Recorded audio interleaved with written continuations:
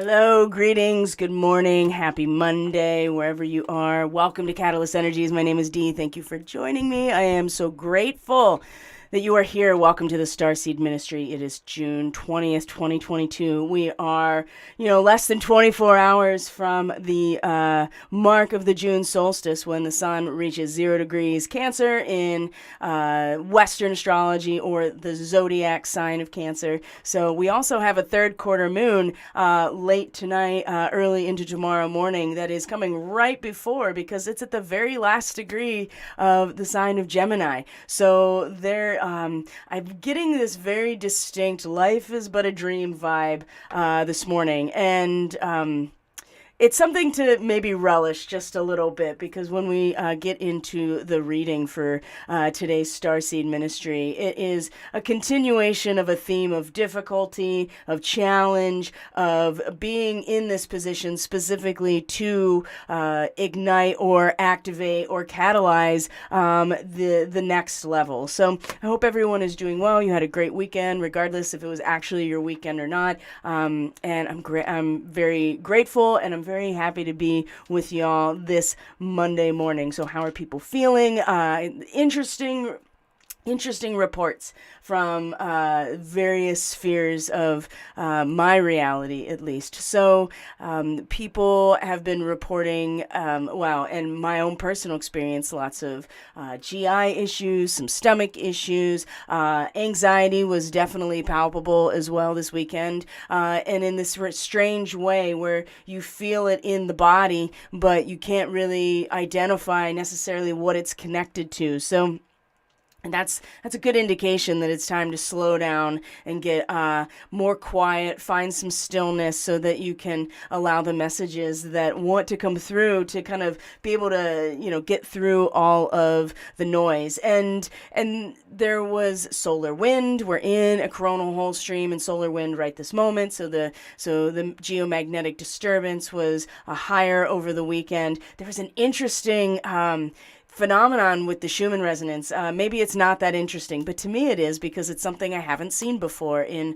my very limited time of observation. So I'm going to share that with you, because that seems almost, there's this dampening effect that I get a feeling as well. And it's not necessarily negative, although it could be. And we have our moon in Pisces right now. It's going to be the last time that the moon is conjunct with Neptune in Pisces, while Neptune is direct. So it's going to station retrograde at the end of this month. And so I anticipated this, that it would be over the top, kind of watery and fluid and foggy and steamy, and not very clear or clear cut. And what's interesting about this third quarter moon, where the sun is kind of this clear cut decision, because 0 degrees Cancer and the solstice in June specifically represents that stabilization moment, right? It's all ideas until the root system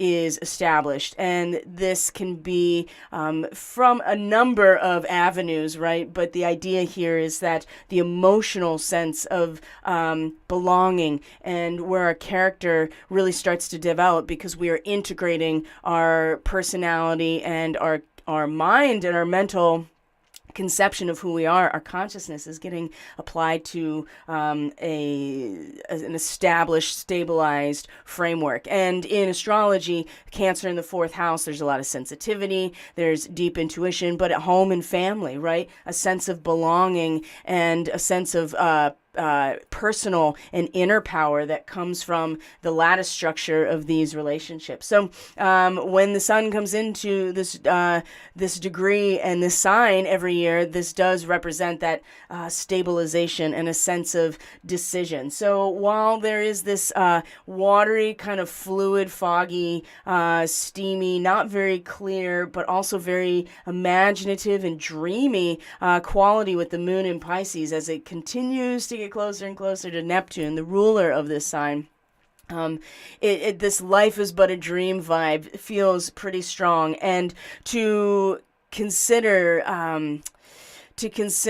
that for all of that, life is but a dream vibe. There is the impetus to come back into a new form, to create something new, to be life, right? To be the agent and steward of life as spiritual beings and a material experience. So we'll get into more of the specifics of the astrology as we go along. So I'm going to check in with the stream here and see how people are doing. Barbara says, I felt dreamy last night, which was good for recovering from a healing. Then I got hit by a precursor of the third quarter moon, and you can feel it coming. Yeah, absolutely. When you see the reading today, boy, oh boy, it doesn't give me, it's not fluffy, and it certainly shows a lot of challenge that is coming.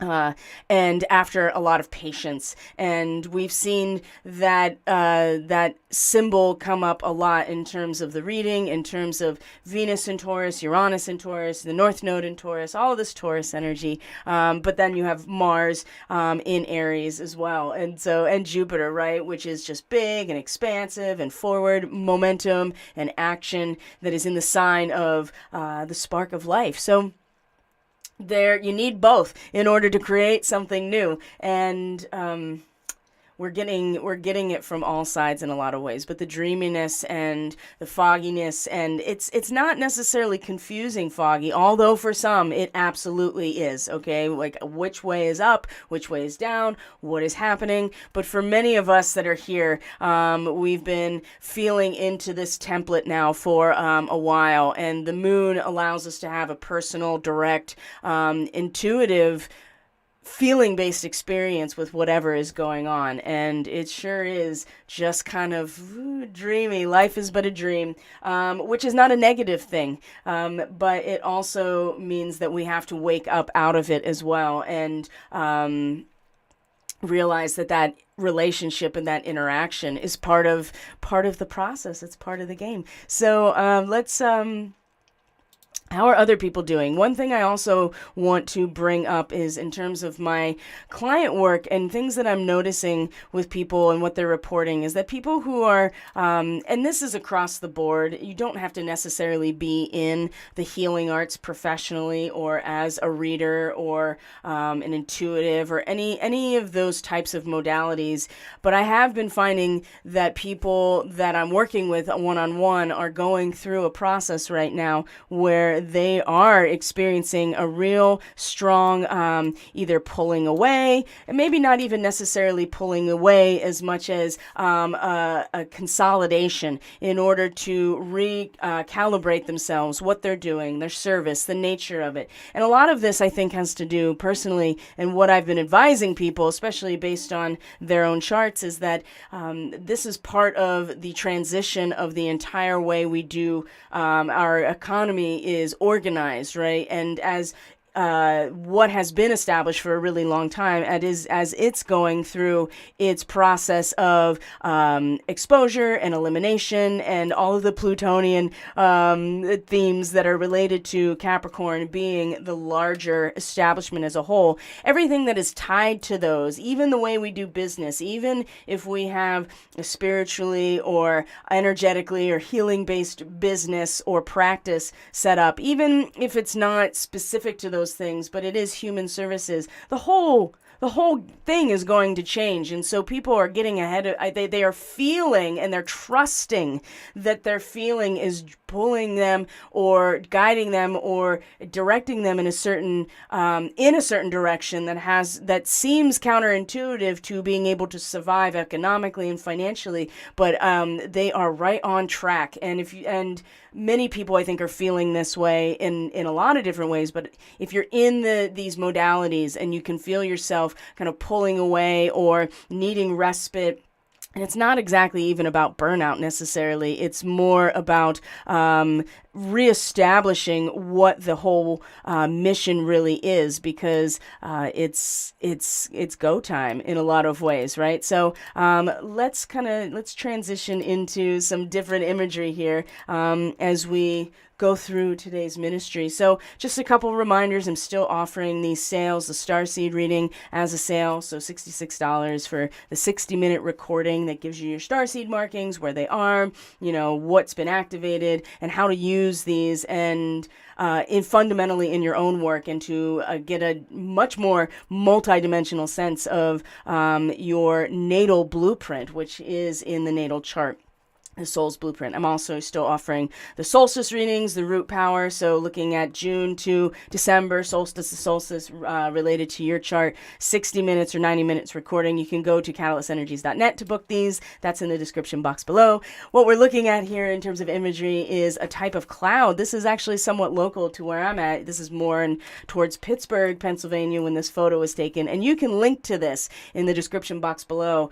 with the heading that says image source, because that's this is where I got it, and from spaceweather.com, and you can examine and discover and explore more about these weather phenomenon. But we had some pretty significant storms here, and very specifically placed, I've noticed, even in small variations in latitude in terms of severity.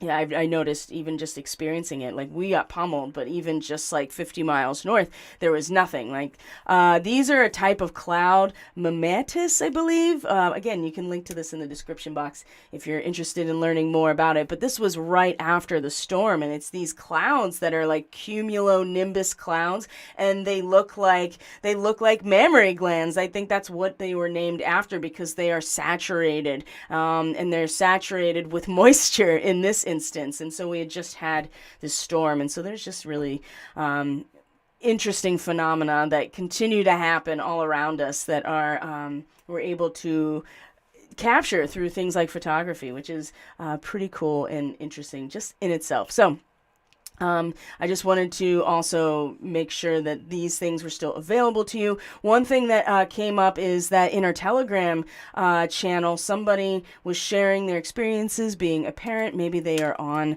the chat right now.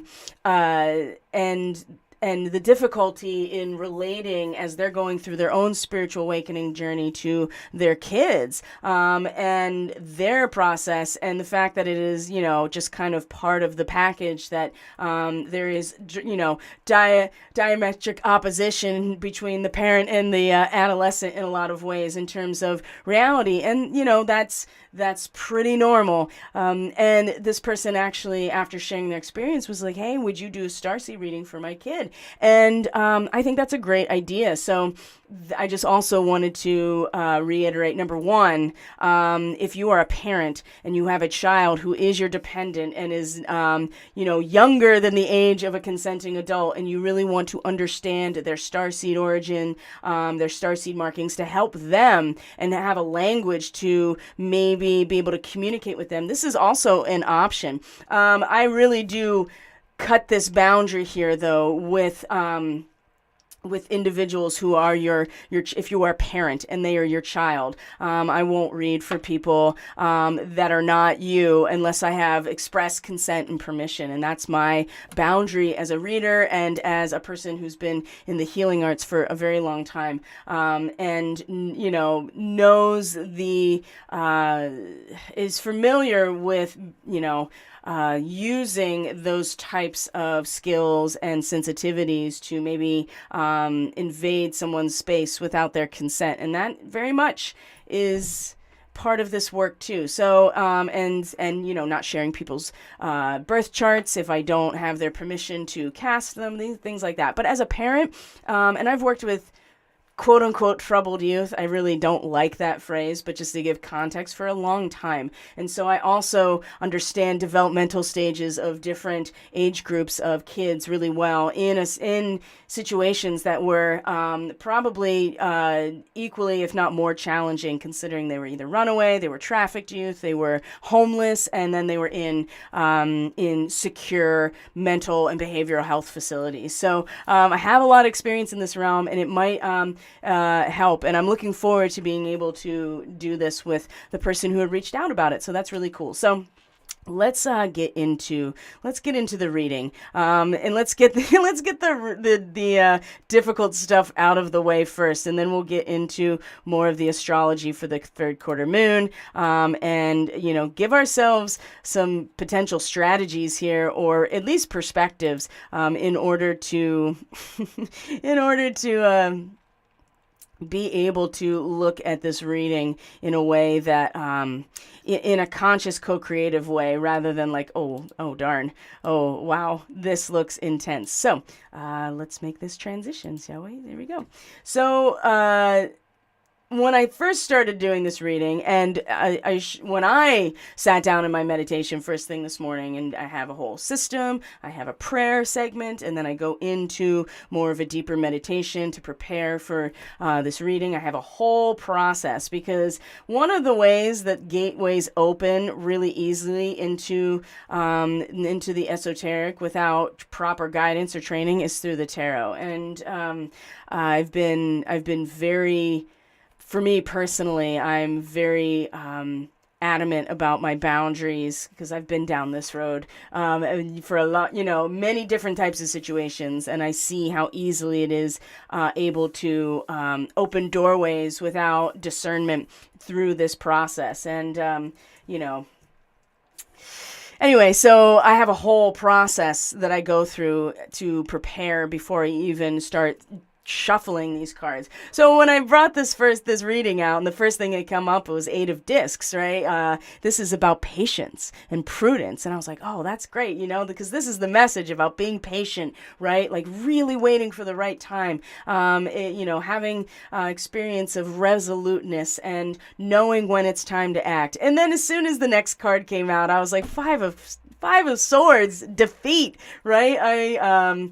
It was all downhill from there. But what it does reiterate for me, as difficult as these images are, and we'll go through them, is that it is really, people are following their inner guidance. And if you're not, it's okay. It's important to establish the right container in order for this to happen, because the stakes are now increased, I think, because of the solstice. Honestly, this is a time where we stabilize, but there's no going back, right? The hour of decision comes. You put up the flag, you plant your flag. There's a point of no return that is so embedded in this imagery, and that doesn't necessarily mean that it's all unicorns and rainbows. And in fact, I think most of us know that that's not. It's not what to be expected. And a lot of the patience and the slowing down and Saturn retrograde, I would never have imagined me saying how much a gift Saturn is, but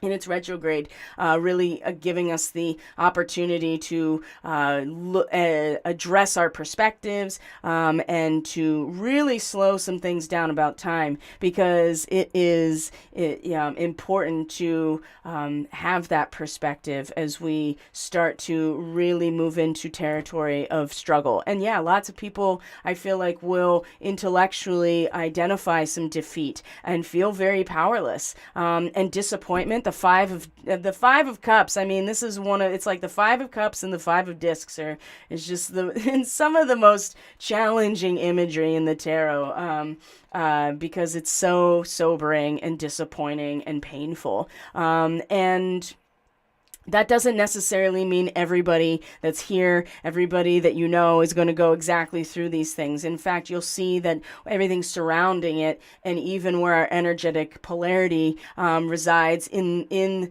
this moment here that is captured for us, is really about when we feel disempowered, fragmented, we are not balanced. The Queen of Forces here at the bottom. And we see that it's all this chess game, and this is where we are really focused. Yeah, there's going to be some harsh, sobering realizations just in general. And remember, this horizontal consciousness, or this horizontal axis, at least in the way that I am presenting this, is a very cause and effect, material realm relationship. And everything else around it is much more of the full picture, but not everybody sees things in these terms. And if you are or know someone who only sees things in these strict materialistic and even intellectual terms, all you're going to get is this horizontal axis. So we'll go through these.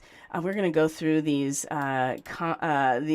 cards one by one here as we unpack this. So, my friends, the Eight of Discs, or prudence. This is the sun in Virgo. Now, I've talked about Virgo time in the 6th house a lot. I talk it a lot about in the readings. Virgo, I have strong Virgo in my own chart. I have a North Node in Virgo. I have a Saturn in Virgo. Both of them are starseed markings for different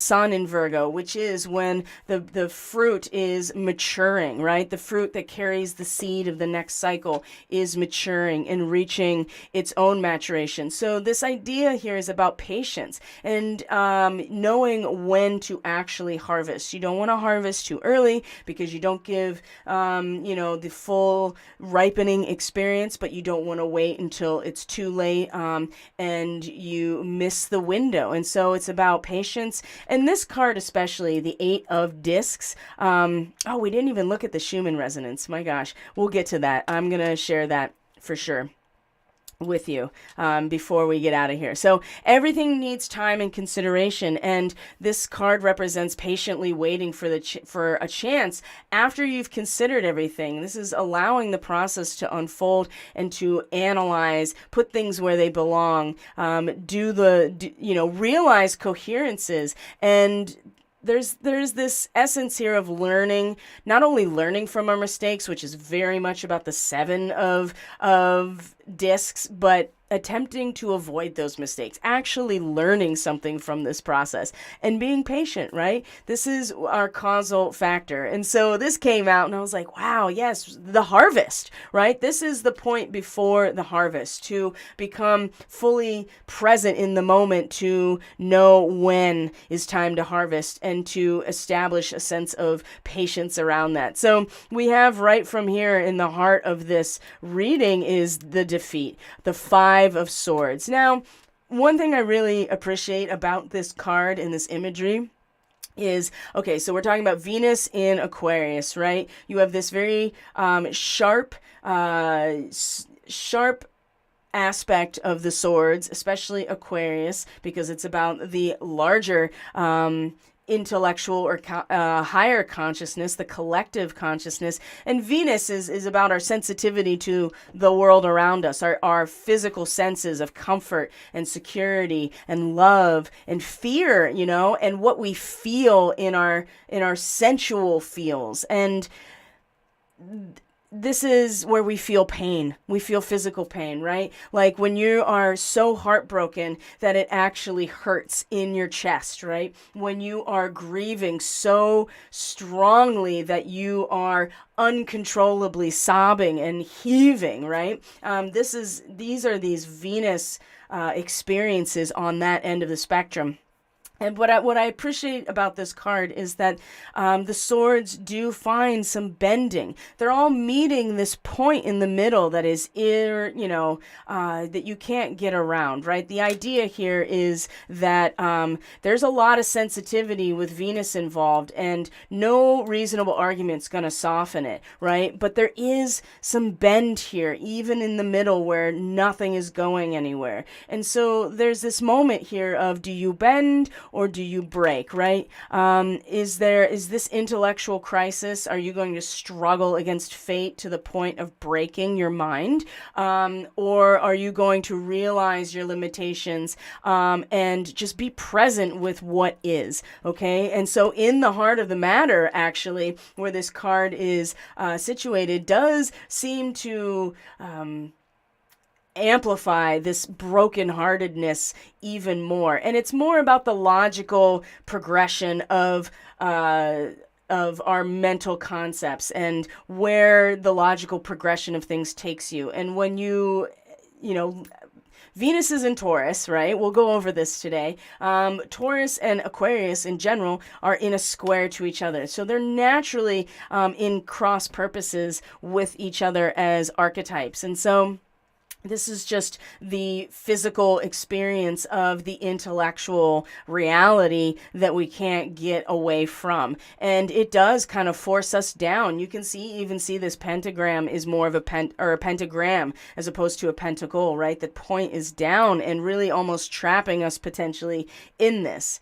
So it kind of seems like, whoa, we've been patient, we've been waiting, we are exercising this prudence in many ways, and then we get hit with this defeat, right? This could it can be experienced in many different ways, and at the heart, it's not something. It is something you feel in your heart. Okay, so when we look at the energetic polarity, especially where we are energetically rooted right now, this is a collective snapshot of the energies here. There is some fragmentation still, right? I mean, this is either you feeling this fragmentation at the root of who you are. This could be something that is embedded in your subconscious, in your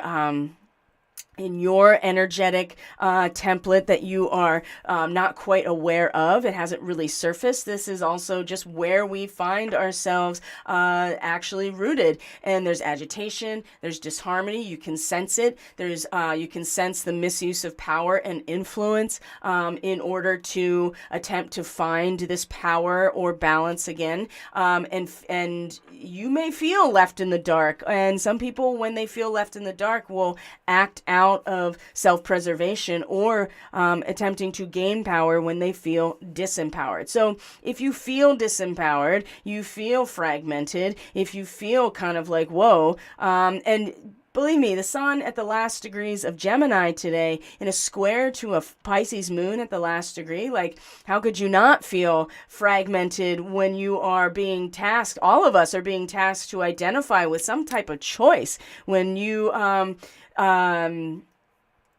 in terms of what you're committed to, right? And so if you are not feeling centered and balanced within yourself, if you don't have the capacity to be empowered energetically and emotionally, right? The queen does represent this water element. She's standing in a pool of water. So if this is imbalanced emotionally and in your emotional landscape, boy, everything else around it is going to, ripple out as well.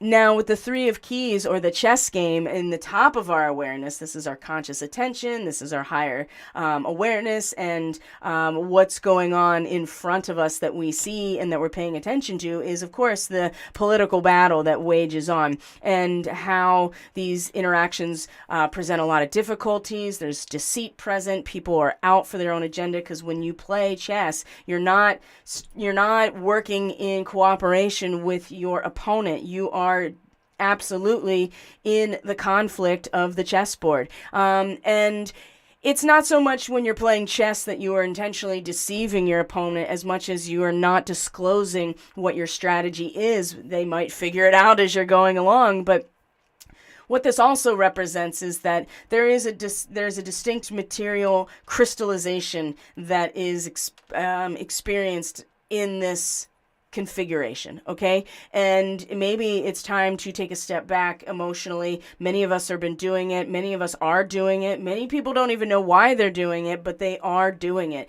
And it's in order to maintain your inner peace. So participating as if real life is this chess game, and that there is only one or the other, is very interesting right now, considering that we're about to have this solstice period. So the end of the chess game would be declaring the winner, which is very much a stabilized, this is the root system establishing itself in this moment, right? That the declare the winner means you run up, you're the flag, you're the winner of this chess game. And as exciting as that is, and as much as you can get into the competition, such an Orion thing, by the way. And I mean, it doesn't take much to feel into that, right? If you're into sports at all, I mean, if you're into any type of game like this, if you are really wrapped up in the political game right now of this or that, then it's not hard to see how you can get so wrapped up in it. But it's it's not going to do anything to help the fragmentation that might be at the root of things right now. So keep that in mind as well as we go through this week, really. So the five of cups, right? Mars in Scorpio. And so Mars is a co-ruler of Scorpio along with Pluto, right? Mars is the agent of the drive and the yearning and the just that intensity that draws us to come together, whatever that is, in any type of cooperative effort. And this is where power is generated, is through that experience. And disappointment in the Five of Cups. So we have a 5 and a 5 here, is a very sobering realization that comes from an emotional crisis. So it starts with the intellectual and mental type of crisis with Five of Swords, and we feel it in our feels, in our heart, and there's heartbreak and disappointment. And now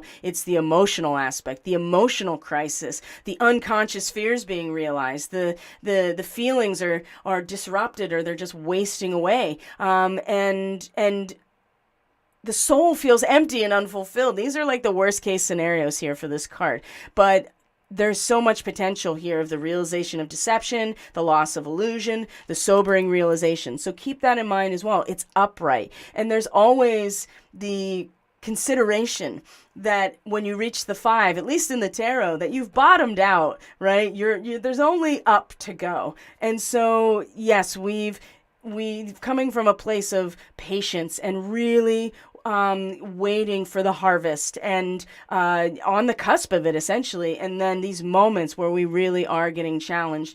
And the disappointment seems to be inevitable, I would say, but also is directly related to where our energetic polarity is. And this does suggest that it's still fragmented and kind of focused on the feedback loop of the this or that, which is the sun in Gemini. Now, if the sun stayed in Gemini forever, I guess that would make sense that we could stay in that loop, but we're not.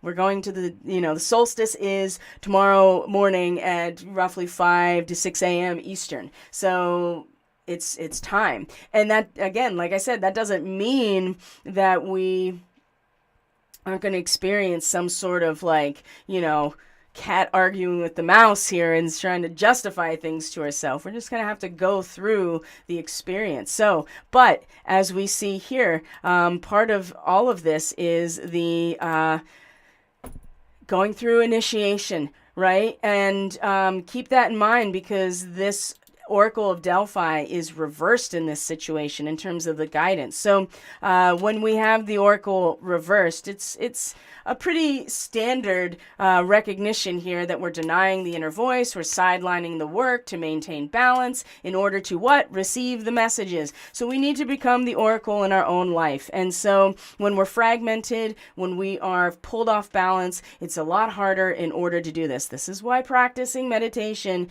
is so important, right? Prayer and meditation, it's a practice. It's not like, oh, I can't do it, so I'm never going to do it. And you have to just sit down and do it. I can't tell you how, I've been doing this daily for decades, right? Off and on. And I've pretty, for a number of years, I've been very consistent on a daily basis. And I still, right? It's a process. It's a practice in order to clear away the debris, to let the noise settle. And there's so much more noise. And with the Pisces moon involved, boy, it's coming from all kinds of places. It's not just digital signals. It's in the Akash. It's multi-dimensional experiences. It's through propaganda and programming as well.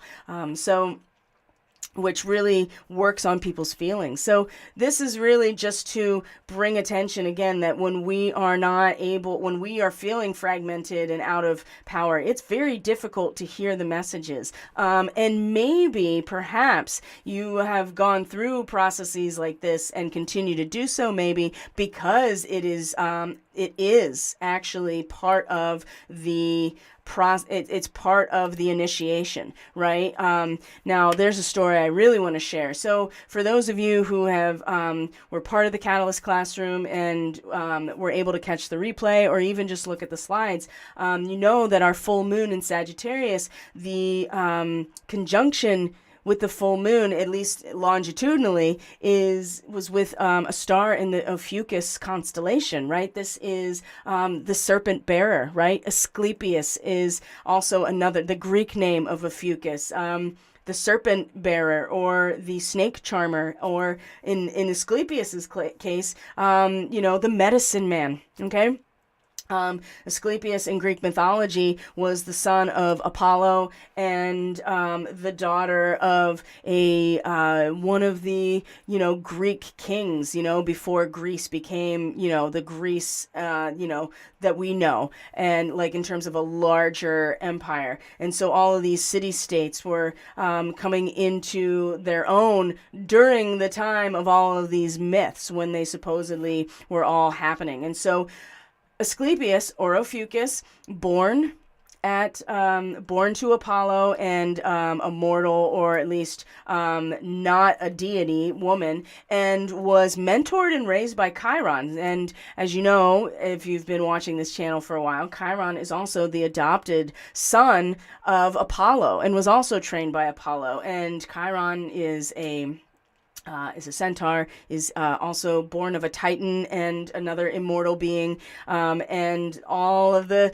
Chiron. There's so much, all of the Chiron stuff we're going to cover in future broadcasts, but because especially where it is in relation to current transits, right? So there's a Starseed activation that's happening, a big one, with the star Tau Ceti, with Chiron right now. So it's gonna be here in this area of 16 to 17 degrees here for a while. So it's gonna be worth focusing on and getting to know. But the reason I'm bringing up Asclepius is because the full moon is in conjunction with Ras Al Hague. It's in the head of the serpent bearer. There is a lot of fixed star astrology around Ras Al Hague, or the head of Ophiuchus. But as this was happening, the full moon in particular, as the full moon was happening, it was storming at my house. And so we're just standing out on the porch and we're just hanging out watching, and it's just dumping and dumping. And I happened to just kind of look down, because I was actually looking at the gutter system and the water coming out of it. I just wanted to see if it was still clogged or whatever. So I looked down, and as we were both looking down, we saw a snake slither right into a hole under my porch. And there are a lot of snakes on my property. I don't really shoo them away because they eat the things that get into my garden. And so we have an understanding. And they're garter snakes, right? They are harmless in terms of me, and I'm fine with it. But this looked like a copperhead, like it had all of the markings, and it really freaked me out, because as you know, copperheads are very territorial. They're venomous. They're like pit vipers, and they have live births, which is just, I don't know. To me, it is what it is, but I'm like, ugh. They're very dangerous, and to have them living right under your porch is kind of unsettling. And so I got really unsettled. I was always outside. My senses were completely heightened, right? Every time I was outside, I was looking around, looking at every step, like getting really kind of paranoid. And then I did some more research. I kind of asked other local people, and there's another snake that is not venomous that actually hunts the copperhead that has very similar markings. And there's some other telltale signs. Anyway, the point I'm bringing up is I knew this rattlesnake was coming out soon. It was because of the full moon, and now we have this third quarter moon. I knew the snake was going to, and the fact that I have this snake under my porch, and of course I've been seeing them all over, but that was a big one. And we do have rattlesnakes here too, but they don't really come into around people unless it's really dry, and then they're going to come out from their higher elevations, and they're going to come look for water, and that's usually when people have problems with them. So I knew the snake was coming. So, and I could just tell that there was so much about this imagery and the serpent wisdom and the medicine that is involved, and what it means to be able to use our mind and our consciousness to bear this, rather than either be intimidated by it or to embody its, embody the aspects that have it, act out in this really reptilian way, which is to survive, right? And what is the relationship to the serpent? You know, the caduceus, the staff of Ophiuchus or Asclepius. It's got the snake around it. So there's a lot of imagery. We talked a lot about this in the Catalyst classroom, and that's up on the replay. So I don't want to go into it as much as just I knew this was coming. And this serpent medicine is making its appearance again, just in general, and in terms of healing, in terms of poisons, in terms of toxins, in terms of being attacked and what it takes to protect or preserve oneself. It's all part of this imagery now. And also too, that it's part of the suffering is the initiation, because without that, there is no being able to have true compassion. And how can you really be a healer truly without true compassion for all other people? So keep that in mind as you're experiencing your week. So the Three of Keys, you know, the panda, this is really about creating sacred space.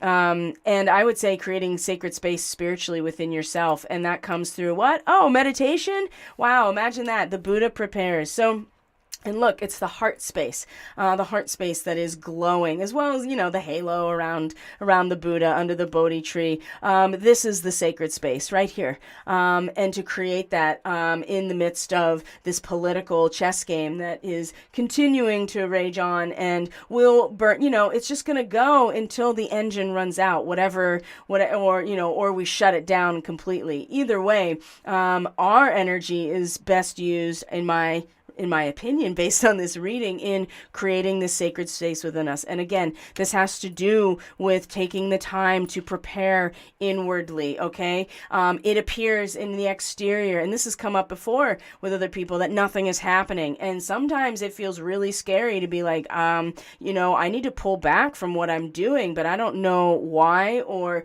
if that's the right thing to do.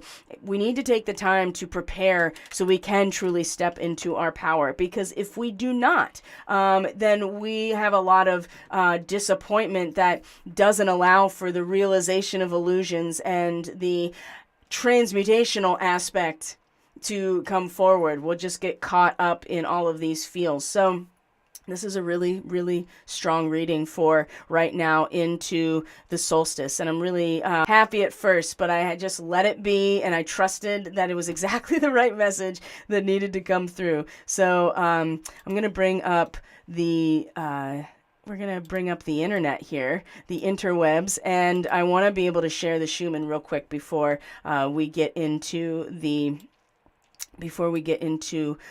chart too. So I'm going to bring that up, and I'm going to check in with the stream and make sure it's doing well. It feels like personal and political are very much intertwined in the third quarter square of Pisces Gemini. Alex K said, "Oh yeah, I second that." Yeah, I feel like it's part of the.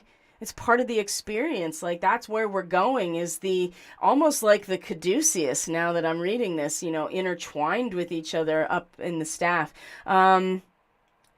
Megan says, I'm feeling like I'm really watching the movie today, like I'm outside of it looking in and able to see how fake everything is. Yeah, the life is but a dream vibe. That's what I'm getting to. Like being in it and having all of the experiences, but at the same time, also not having any real attachment to it.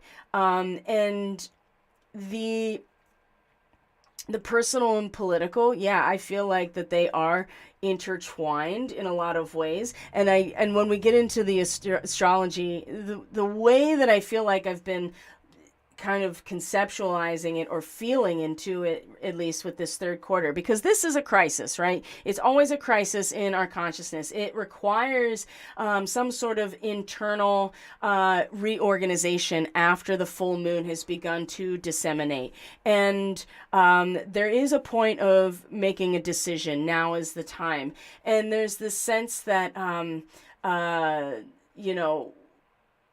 the clearly visualized image or archetype is what can come with each of us into our into the next stage, which is the moon coming into Aries. So the moon's going to cross Jupiter, it's going to cross Chiron, it's going to cross Mars in the next day or so, especially tomorrow when it meets the solstice. The moon meets the solstice point, or the solstice sun.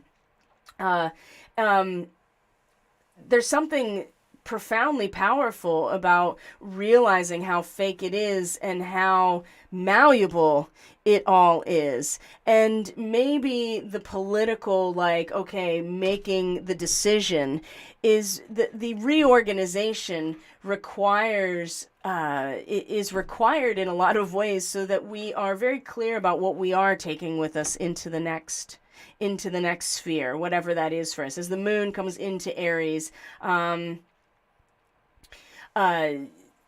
I see what you're saying now, that the stories are intertwined with each other in the square. And so, what is the crisis for each of us? That there is no definitive chess game other than what we currently are identifying with. We're here right now and we're experiencing it. So, but at the same time, it doesn't have to be the full story. And what we bring with us into a new cycle of creation, experience, whatever Aries represents to us, is really about our visualization. So if we can't get past the dialectic that is so clearly out in front of us right now as the only things, then I think that's what we bring with us into the next cycle. So when you realize how contrived it all is, then I think it makes it a lot easier to reorganize yourself. So the thing I want to share about this that I thought was really interesting, and then we'll get into the astrology for today, is that there was, last night, this morning, there was a pretty visual amplification, or seemingly there was activity with the Schumann, okay? And so normally what we've seen when we look at it, and it has the white and red and yellow and green, right? When it shows that there's activity, it's usually some sort of amplification, right? That the wavelength gets louder, it gets bigger of the Schumann resonance. Now, what I think is really interesting is that you actually go into the specifics of, if you look at it in terms of amplitude, let's see if it, I'm waiting for it to load. Here we go. You can see that there was a big one on Saturday, 74. And yeah, it still did come up. It was, it had these like kind of gentle rolling waves in terms of it. And it did, let's see here. It did, 18 to 20 in terms of amplification, but it didn't really get that loud compared to what we are seeing in the overall visual. But I think this is very interesting, because what we do see in this, at this time frame, is there absolutely is a change, and that change is that there was a significant drop in the frequency, right, of the actual Schumann resonance itself, the actual frequency. So there was definitely activity, and there was definitely something that was impactful that was happening, that was a drastic dropping of the frequency, at least in this higher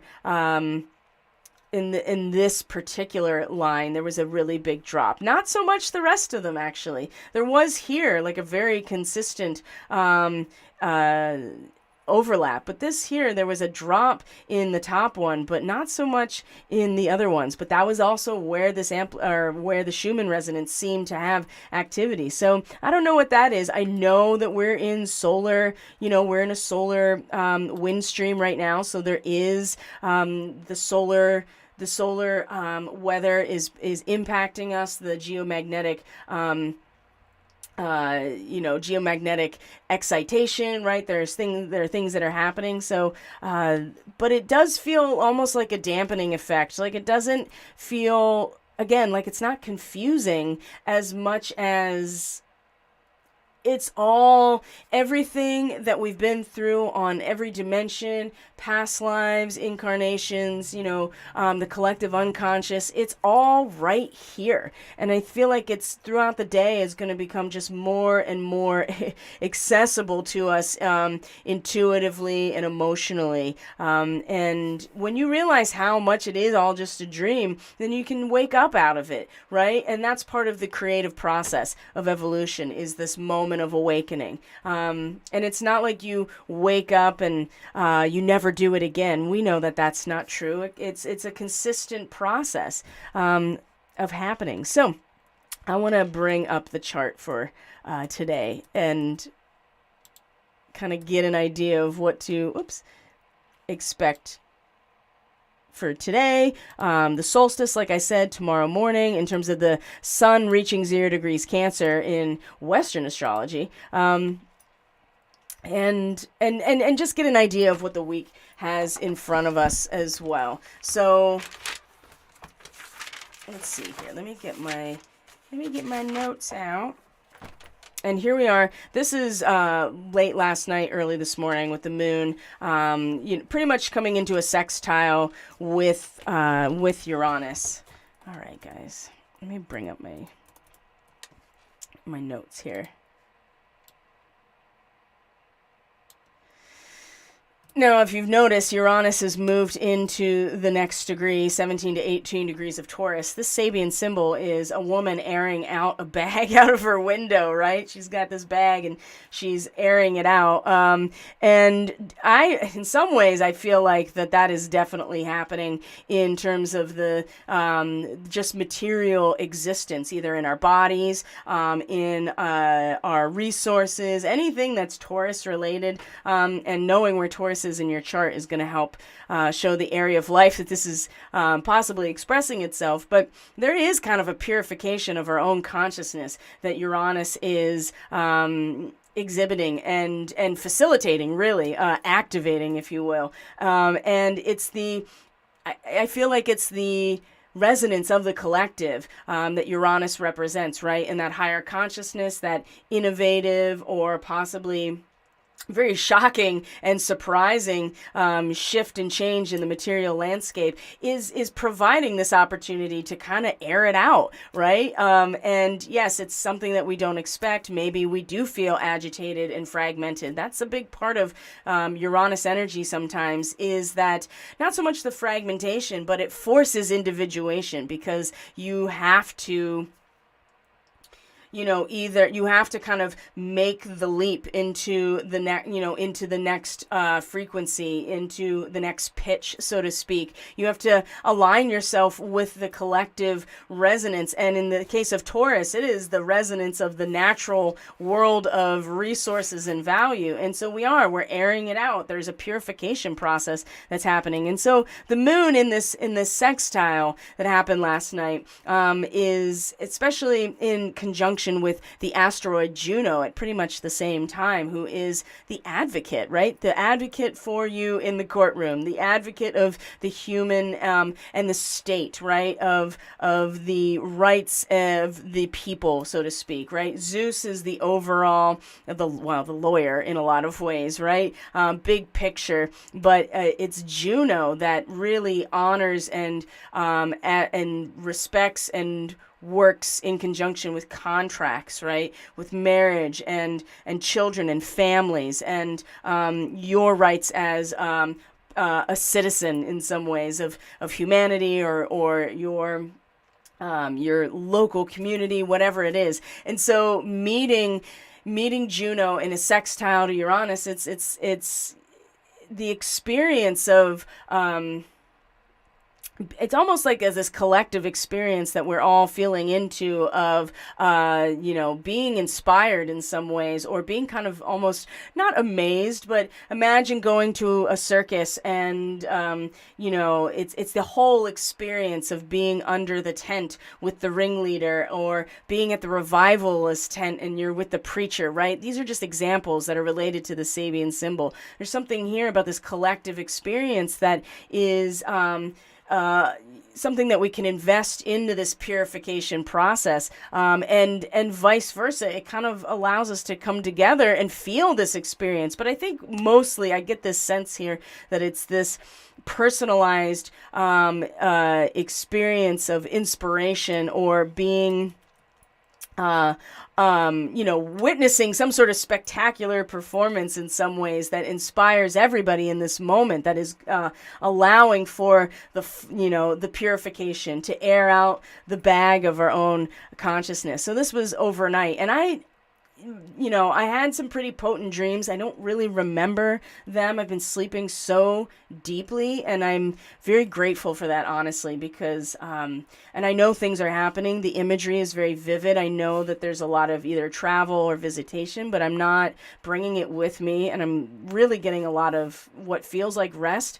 But I did get this sense that there was some sort of performance, that we're witnessing and experiencing at a personal level that is kind of, what's the word I'm looking for?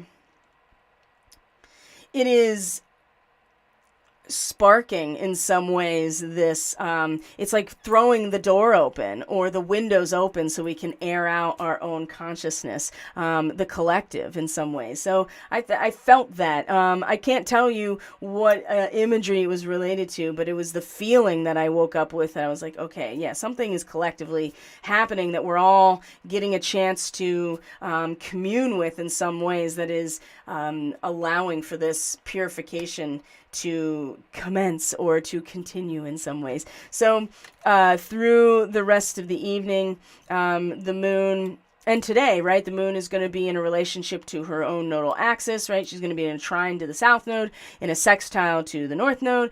She is going to meet Neptune at the degree that it's going to station in retrograde, right? And the idea here that Neptune is like, well, not, all roads... all roads lead back to source. And so the converse of that is source divides its influence into many different tributaries, right? That there is a need for everybody to follow their own pathway into the next iteration of creative potential. And it doesn't have to all be the same. And in fact, that's the fallacy of, different political structures that claim, like communism and socialism. And I'm not advocating for one over the other over any. What I'm saying is that the idea of totalitarianism is that everybody must act in complete communion with each other to actually be able to function. And it's not true, right? That it is in the diversity of life that Source or God continues to also experience itself and our connection to divine source through this process. If we all stay in the same place, there's never any growth or evolution.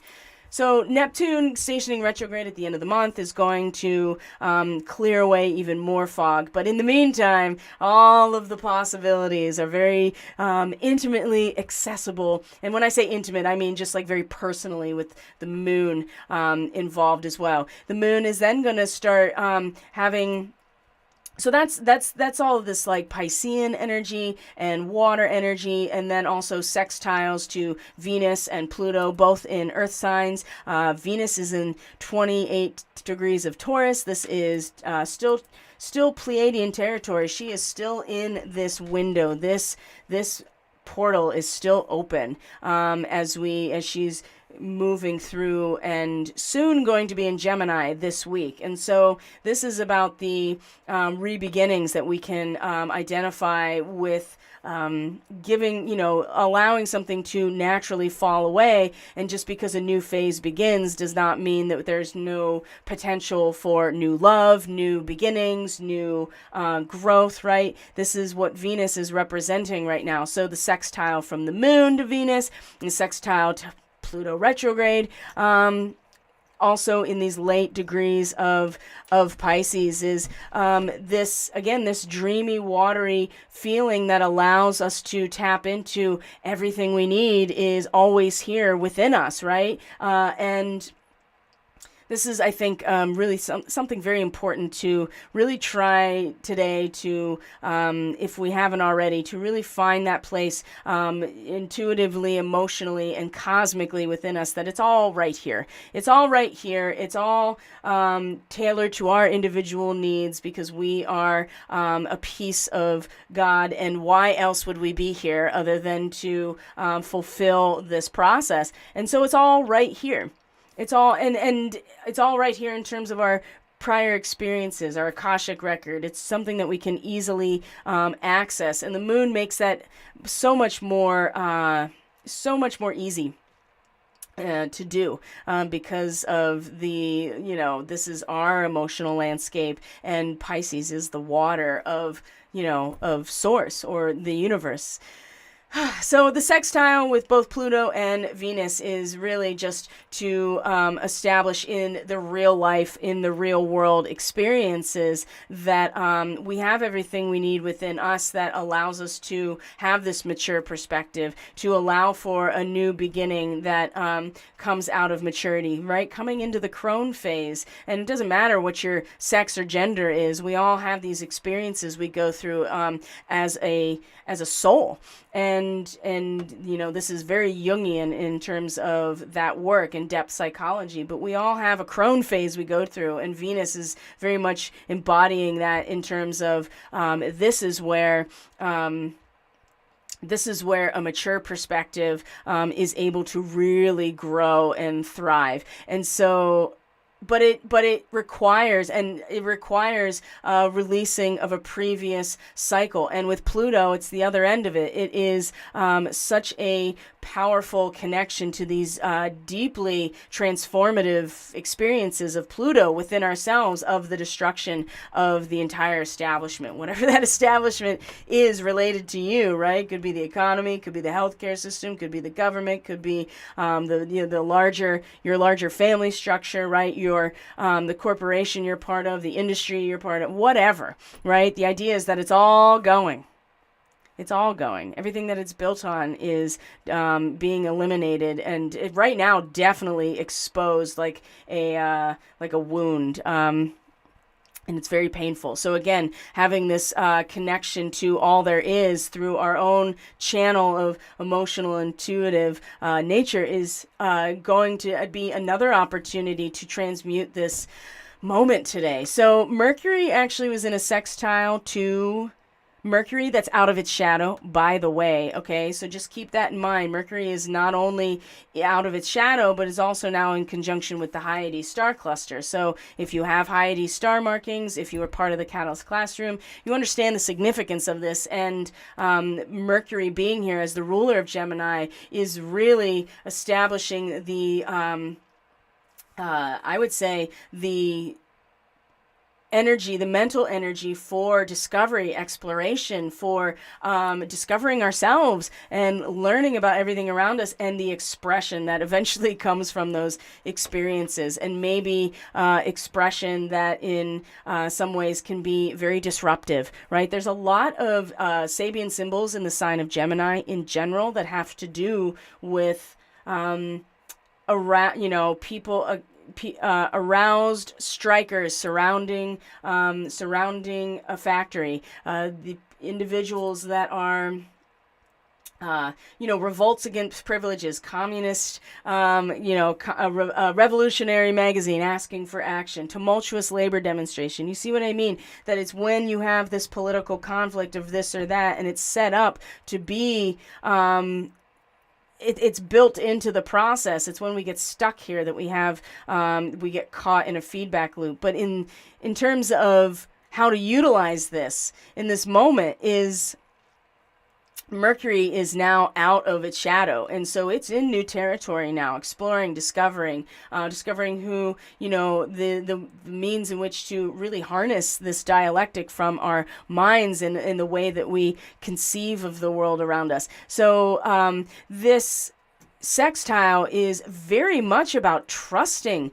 and knowing, right? In a very, very strong knowing with Mercury and Gemini, really being able to act on this fundamental trust and cooperation with life, that the well will be filled with water. And yes, it requires a little bit of work to go down, to take the bucket and lower it down into the well and get the well, but the well is there. And there is this idea here that there is trust, but you have to also cooperate and have systems set up in order to be able to capture, to harness, or collect that which is naturally given to us. There's a lot of water in this today's reading, and so again, there's this like dreamy, fluid quality continuing even with Mercury and Gemini. Remember, Gemini is mutable air, so it also has this sense of like, oh, thoughts just tumbling into infinite space. But part of the dialectic is realizing that for the elevation in one area, there is a corresponding, suppression in another, and it will find its balance, right? And this is what leads to tumultuous uprisings and revolts and things like that. So the sextile to Jupiter, 6 to 7 degrees of Aries, is about, being able to exist in two places at once. And Jupiter is all about the big picture, larger than life. And in Aries, as another fire sign, because Jupiter rules Sagittarius, it is able to see the big picture.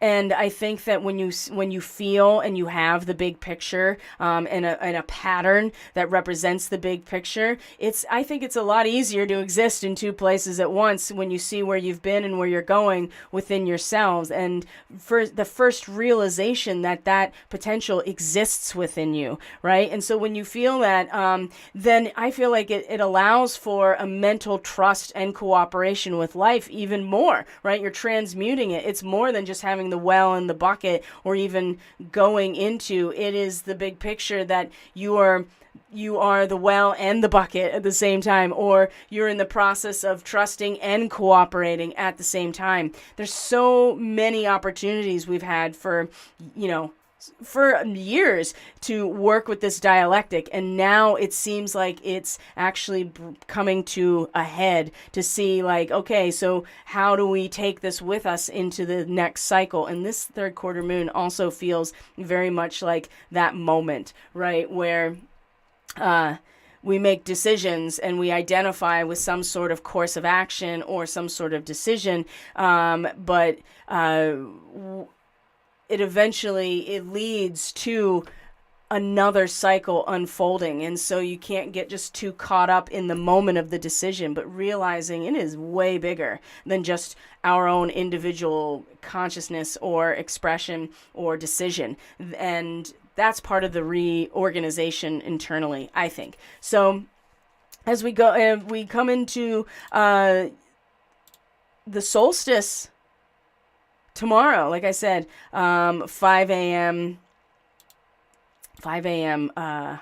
Eastern, roughly. So, and that means that the third quarter moon squaring the sun is roughly about 11. It's like 11 p.m. Eastern Standard Time tonight, or late if you're across the pond. Earlier than that, though, if you are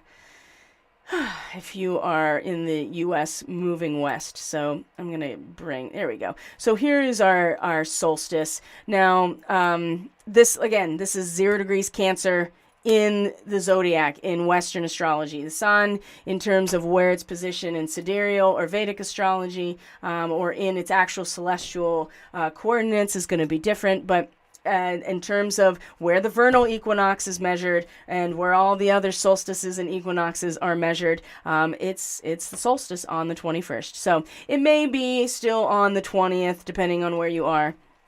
But here's our moment of decision. So what else is going on during this time? Well, the moon is now in Aries. So like I said, it's going to cross Jupiter. It's going to cross Chiron. It's going to cross Aries over the course of the next 2 days.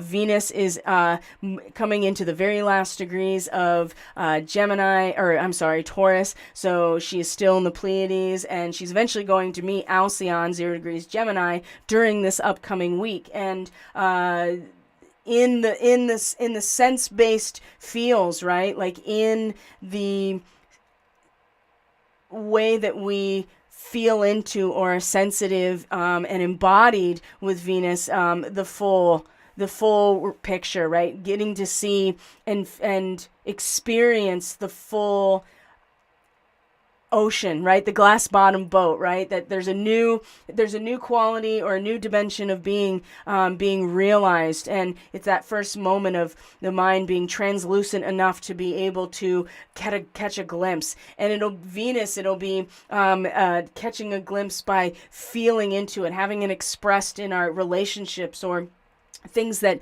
matter to us or are valuable to us. That's going to be, I think, a very defining moment when Venus reaches that 0 degrees. And, go back to that Mercury Cazimi, where the Sun and Mercury were conjunct at 0 degrees on the 21st, I believe, of May, when the Sun came into Gemini. I think that whatever was going on then, this is where it becomes more embodied into something that is tangible and very real, and something that is based on our feelings and our relationships. So it's going to be very interesting. So here's our solstice chart. We also have, let's see here. Lilith and Mars will be in a sextile as well. Lilith in Gemini. So there you can see things are going to start stacking up in Gemini with Venus, with Mercury already here, and then Lilith here. It looks like it's stationing. So Lilith's going to go back in its direct motion as well. So just to kind of give ourselves an idea, and I know we talked about this at the... We talked about this on the Friday report, because we do have, we also have Venus, who's going to come into what is it here? We have the solstice, we have Venus coming into Gemini, and I think those are the big things for the week. The moon's going to just move through Aries throughout today, tomorrow, Wednesday, cross all those points as I talked about, and then is going to move into Taurus, not before it comes into a square with Pluto in Capricorn in retrograde. And so 27 to 8 degrees of Aries, we're looking at Andromeda Galaxy activation. So very subtle, something that is moon related, something that is personal and emotional, or intuitive. So, but if you know you have Andromeda Galaxy Starseed markings, this is going to be bringing up those attributes within you, right? Which is freedom, needing to be free, needing to be independent, being on the front lines of social revolution, right? Freedom and independence and liberty are primary. And so this is the MO of the Andromedan galaxy starseeds. And so this is, 28 degrees of Aries is about being able to face the disappointment of those that have come to expect something out of you, right? And that's true responsibility. That's true self-responsibility, is being able to respond to that. You don't cower away. You don't, you don't get caught up in your ego and dismiss, right? You are in the moment and ready to respond to whatever feedback that you get. That's real self-responsibility. Not that you take responsibility for other people's feelings. It's about being able to face that and still stay in your own power. And, any kind of square with Pluto in Capricorn right now is just like, are you going to be able to this is just going to provide that conflict and friction with the crumbling society. And so, depending on what what it is you have to face, either it's within you, it's in the environment around you. It depends on where this is in your chart. It's going to come out big time this week, won't it? So, as we move through, let's see, that was Wednesday, Thursday, we have Lilith in a trine to Saturn, which is retrograde, 25 degrees of Gemini. This is about pruning. If you know anything about pruning, right? It is important to cut back all the wild expansion and be able to direct resources in terms of light, right? When we're talking about Gemini, we're talking about the time where the vegetative aspect of the plant is responding to the sun. And pruning is about taking off all the extraneous wild growth so that the plant can direct its resources to the stems and the stalks that are going to actually be able to support the flower and the fruit, right? So that's going to be something that comes up by the end of the week, right? This trine again with Saturn retrograde that is, just unyielding and forcing all of us to attend to our car's battery, so to speak, right? Can it hold the charge of what's necessary to keep the car running, right? That's very interesting considering electric cars and all of the things surrounding it. I never even thought about that till just now, right? And, does the battery hold a charge? How are you going to charge your battery, right? How do you even make your battery? Where does it come from? These are all things that are important to understand about your electric car. So, about anything, not just your electric car, but to understand where, the process of getting to where you are and not being ignorant to the full picture of how anything is happening. So, and not just blindly trusting things. So, I think the 24th is, I think it's Friday. So we're going to talk more. Yes, it is. We'll talk more about this astrology, of course, when we get to this point. But just to get an idea here, and even coming into Saturday, the 25th, I mean, the moon is coming into Taurus, and that means it's going to cross Uranus. It's going to meet its own north node at that point. So it's not so much things will slow down, after the solstice, but it will, the stabilization and the adjustment to those first couple of days are always kind of like, and so the moon coming from Aries, especially into Taurus, I mean, we're going to really feel like, okay, I just want to just be embedded in the world around me, to find my emotional security in my material security. Of course, that's going to be upended with Uranus, of course, but meeting the North Node will reestablish what it's all about, right? Where the soul's journey is taking us. So, I think I have said enough for today's Starseed Ministry, my friends. I'm going to check in here and just kind of see if there are any other comments. So Barb says, I feel like to change the macro, we have to face those deceptions on the personal level. That's what I'm getting. Oh, yeah, absolutely. Absolutely. I cannot. Oh, boy, I am so in 100% agreement. I had to learn that such the hard way in my life, right? Which is how I got led to where I am now, right? Because I was definitely on the macro at, the beginning of my adult journey in a lot of ways, right? Of, gosh, I studied sociology. I was an activist. I was very active in that realm. So much of what I was doing was based around trying to change the macro. And I learned that it has to come together into a creative process of transmutation and not just one or the other. But we still have to address the spiritual within us, and that is continuing to be what is presented to me in terms of my own guidance. And so many people will probably think, possibly, I don't know, they're like, I've done all my work. Well, it's not true, right? It's never over, because the whole point of life is this beautiful unfolding of a fractal of sacredness. And so to think like, oh, I've done all my work is really foolish, and waiting for some sort of, thing to happen is also, I think, really foolish, right? I think that, things feel like on the exterior, perhaps they're not moving as quickly as we'd like them to, but I assure you with the solstice, there is a definitive stabilization that will then, we're cresting the wave now. And that happens every year at the solstice in terms of our own expression and identification. It's coming down now, right? We're coming down the other side of the wave, and how we respond to that, what we feel about it, if we're into it, if we're enjoying it, if we're scared shitless, right? If we don't even realize we're on a ride and going over a wave. There's so many ways here, but I do feel like that it's important. All the comments have been so good about just what people are experiencing, and there's so much overlap, right? I mean, so many of us are going through such similar things. So making a decision in a moment is not a forever, and what is forever is what you take into the next cycle with you, and that's not even forever, because there's always the possibility of redemption. Always. It's never ever too late, right, to experience grace, but you have to create a space for that. And that is about facing the delusion, or the, deception on the personal level, I think. And that's so absolutely difficult.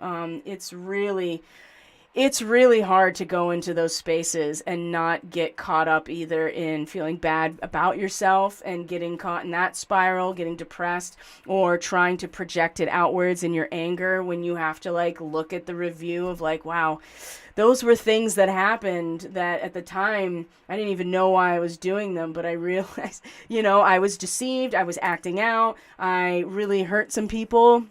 As a result. And that's also part of that Five of Cups, that real strong disappointment and the defeat of it doesn't matter what type of argument I try to utilize here. There's no getting around the truth. And it's very sobering and painful. But we've been waiting, right? We have been waiting for this moment so that we can establish our own empowerment to make that change, right? And to not be so hard on ourselves. Oh my gosh. And seriously, to take some responsibility while not being so hard on ourselves. It is very difficult to do that review and to acknowledge how your own deception and illusion may have led you to propagating that or continuing that or acting out. And that's how you get compassion. Right? When you're whoa, I see how this progression could get to this place where people do the most horrendous and horrific things. The reality is we all have that shadow.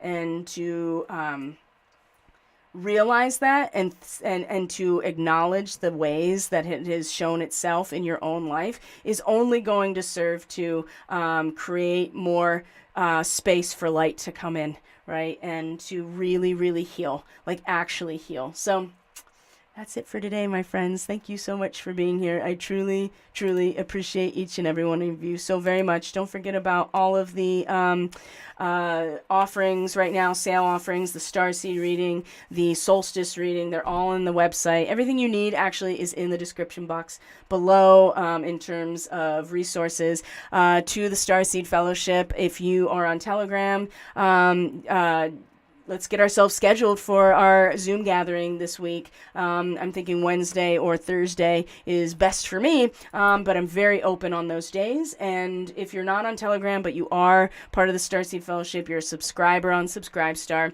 and you want to participate, put your availability on Subscribestar, and I will put up a post that people can comment on about it. And so we can talk about all these things in a really open and loose but very contained format through Zoom this week. And yeah, love you guys. Thanks for being here, and take very good care of yourselves. Take care of each other the best you can, and I'll see you on Friday for the Catalyst Astrology Report. Take care of yourselves. Bye.